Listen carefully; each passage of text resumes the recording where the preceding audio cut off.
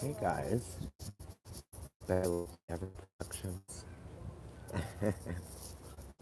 Kendrick from Providence Tarot. So, I just kind of wanted to chat with you guys about Aquarius season. The new moon in Aquarius was, pretty low key. But the full moon in Leo, which Vedically would have been the full moon in Cancer, was a lot for me because my Venus is in Leo and I have a Cancer moon. And in Vedic astrology, it would affect me in some of those ways where, those placements in Leo. Anyway, I'm in Washington Heights in my new neighborhood, right? New neighborhood, Aquarius season changes. Um, so yeah, my idea and the way that I sort of like interpreted it was a lot about individuality, you know, and also how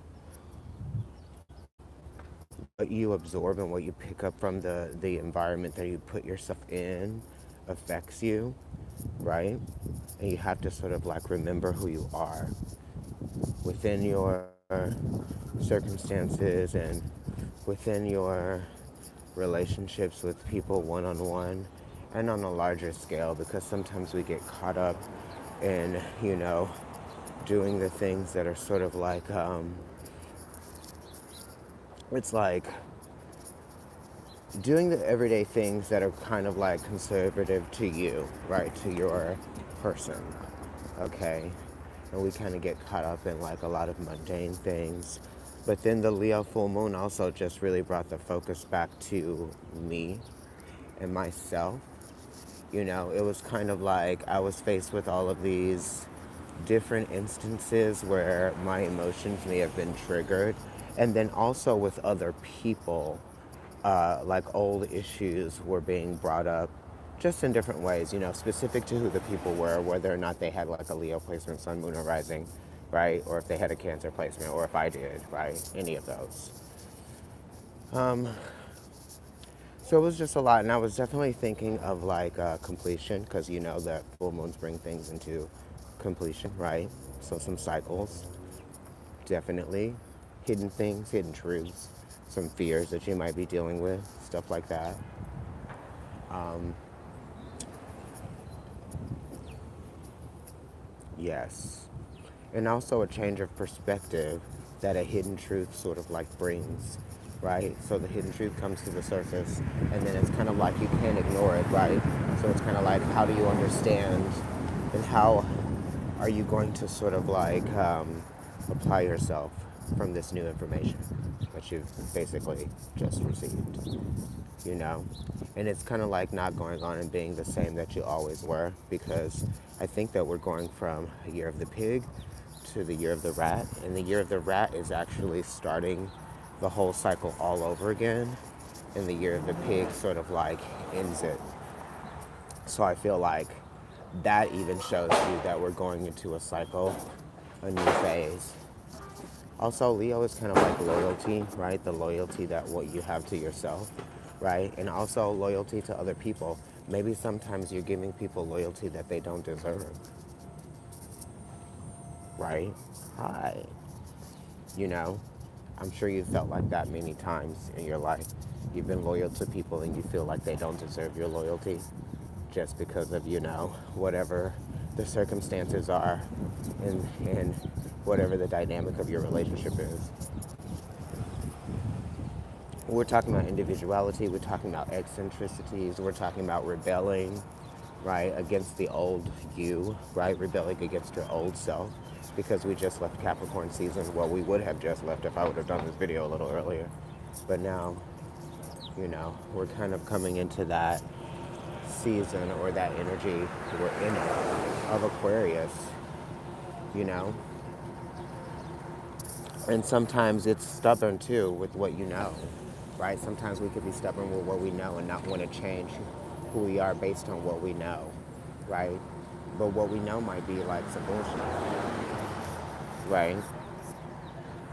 Because who's to say that everything that you know is everything that matters now, right? It's everything that did matter once before. But there's new stuff that you're going to have to understand. You're going to have to like apply. You're going to have to realize for this new version of yourself that's trying to come into form, right? Or trying to come into play, because it's like you have to break free of the old versions of yourself to even feel like you're living your life or growing. It's like a part of the whole creative process. You know what I mean? You're constantly reinventing yourself. Aquarius. Madonna is a Leo. She's the queen of reinvention, right? Constantly reinventing herself. Um, you know, and it's also about being your own hero, right? Because Leo is kind of the hero. Yes? It's the one that goes in and represents the spirit and the purpose for the people, right? It is the authority. You are your own authority. Don't make someone else's actions or decisions or what they might be doing or who they might be seeing determine your happiness or your ability to continue to live your life based on your morals, your ethics, your principles, your happiness, right? Right? Because sometimes when people are unhappy, they're gonna live their life based on that, being unhappy. And if you're chasing after somebody that's unhappy, then you're chasing after unhappiness, right? um, but yeah, that's kind of like how I feel about that. You know, it's definitely brought me back into focusing on myself and my own creativity, which is why I'm doing this video now. I've just kind of been going through a lot of stuff and trying to like figure out, like how to deal with people that really have influenced my life. Are they still there? Are they not? Is that season over? All kinds of stuff like that. Honoring myself, you know what I mean? Because sometimes people are meant to be in your life for a certain period of time, and then you have to honor yourself and honor your existence by allowing them to leave your life so that you can go on to, whatever it is that's been awaiting you, your destiny or whatnot. But, it's difficult because Pluto is exalted in Leo, so there is a sense of transformation that's happening, right? Within this new realization, yeah. Transformations are kind of like painful sometimes. There's a lot of fear within that because you don't know what's on the other side.